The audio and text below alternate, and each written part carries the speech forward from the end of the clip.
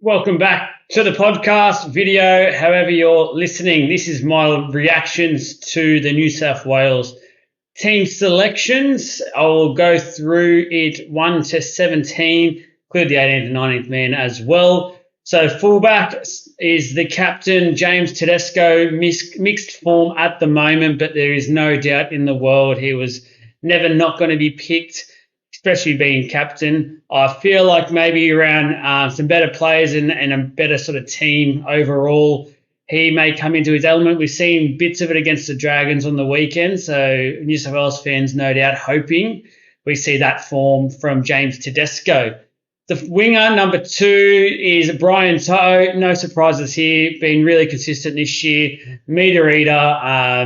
Maybe height is of concern, but there was never a chance he wasn't going to get selected. Easy selection there. Latrell, number 3. Again, probably one of the form players of the competition. There was never a doubt he gets chosen. Really looking forward to him in this sort of atmosphere. I feel like he's going to go to another level, which is a scary thought for the Queenslanders out there. I've got an early prediction out there as he's going to be man of the series just with how dominant he's been so far this year and how much he loves these occasions. For one of the first surprise packets, I think, and talking points is Tom Trbojevic. I think he showed yesterday why he had to be included in this team. He's basically Turbo at his best. There's not many players, if any, that can keep up with him, and we saw glimpses of that. I feel like his body would be a slight concern for the Blues, but I feel like the bench utility they've selected will help offset that if there is if he is to go down or he's not handling the Origin arena. But I've got no doubt in the world Turbo had to be there, is there. It's an interesting pick because of no Campbell Graham now as well. I will talk about that in a second. The other winger, a surprise for mine, Josh Addo-Carr. He's only just been back on the weekend for the Dogs. For mine, didn't do too much yesterday to prove he's fully fit. He was there. He's done it in the past. Obviously, I think Latrell will move to his side and play with that, and that's a great combination. We've seen that for the Kangaroos at the World Cup and in the past for the Blues, but I'm just slightly concerned that now we've got 2 players in the back line not fully fit and haven't been in great form this year. Campbell Graham, for mine, would have been should have had this spot, but he's since been ruled out through injury as well. So not sure if that played a part in this selection. Now that it sort of has all come out, a bit more of the information, I feel like Josh Addo-Carr was probably the pick, especially now while Tupou, one of Fittler's favourites, isn't available as well through injury. I think Josh Addo-Carr with a week and a half to get his body right can do a job for the Blues. With everyone available, probably is the other winger for the Blues.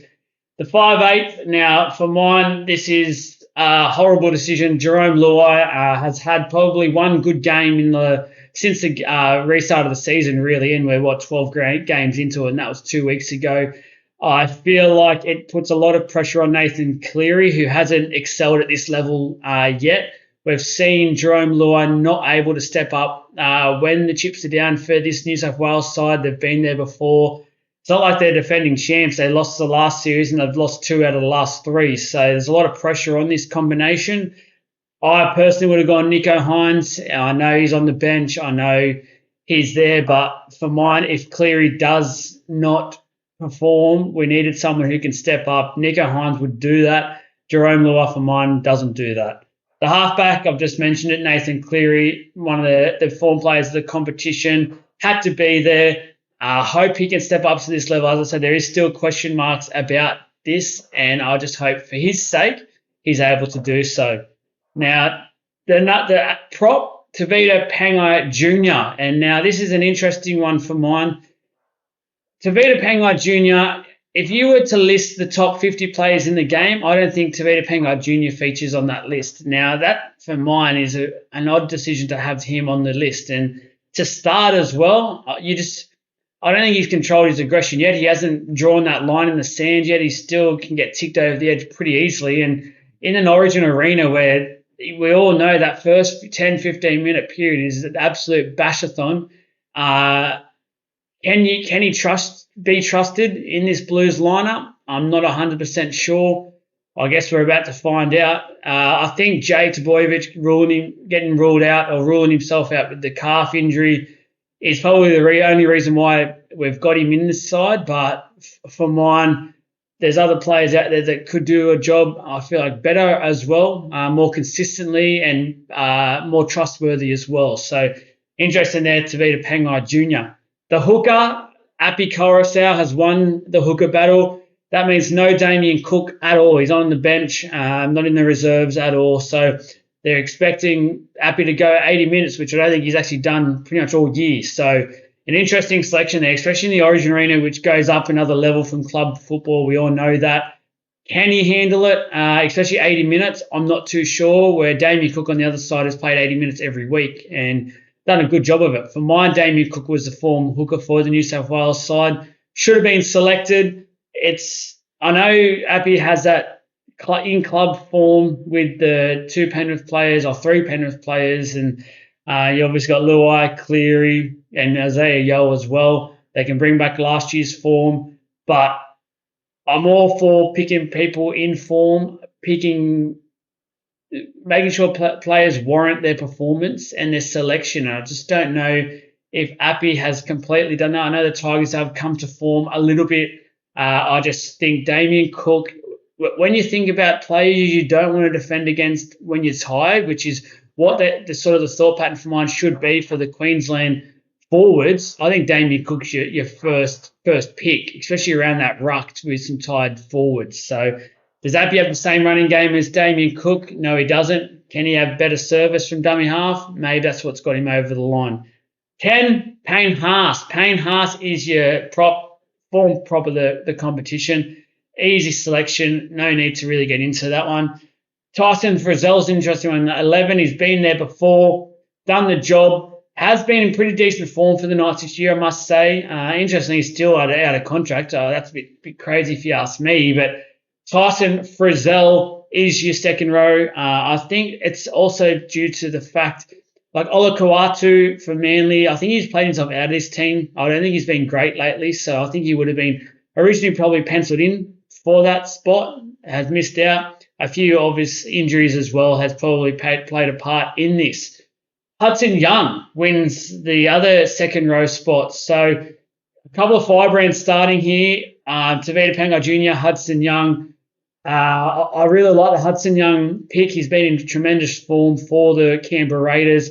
Deservedly so. I thought he would have been off the bench and get him on once forwards are a bit tired, but more than happy to have this. I think it frees up when we see Cam Murray as well to come on and do a job in the middle and not be stuck on an edge where I think he's been uncomfortable.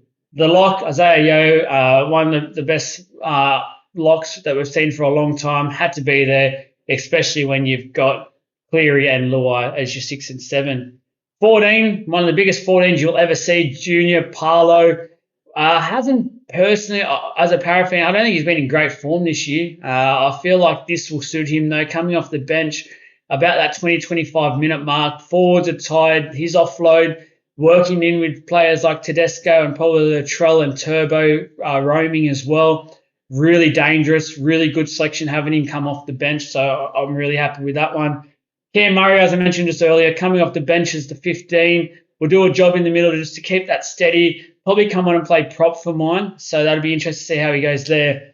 Liam Martin, come back from injury, and he has looked pretty good for Penrith. Got through the last week or two, but again, it's a player who's come back from a nasty injury and hasn't probably been 100% yet, but he's done it at the level before. I think it's good not to start him, let him come on fresh, not risk too much with, I think it's his hamstring that it was troubling him. The 17, and this is the one where I spoke about a bit earlier, Nico Hines, needed to be in the team for mine, needed to be the 6, needed to have 80-minute performance.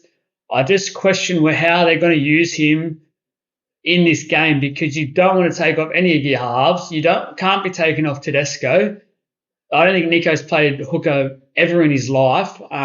So it's interesting what they'll play him or where they'll play him because Isaiah Yeo's an 80-minute lock as well. So it's almost like they're going to go one big man less for a duration of time and have Nico Hines. But the other thing they can do is have him obviously cover HIAs in the backs, which is handy to have. Personally, I just would have had Nico Hines out in the team as the 6. I think he deserves that. And then just a quick mention, the 8 reserves, you got 18th Stephen Crichton, 19th Stefano Udakamanu. Both warrant some good form this year, deservedly so. I know Cam Graham was penned in there when they first came out, has since ruled himself out with injuries. So shame there. Cam Graham definitely deserved to be, I think, in this team somewhere. But a strong lineup. Good luck to the New South Wales Blues. I think they've done that pretty well with what they've got available. Apart from a couple of choices that I've made available, let me know below what you think. Who would you have changed? Or do you think this team is good enough to get the job done?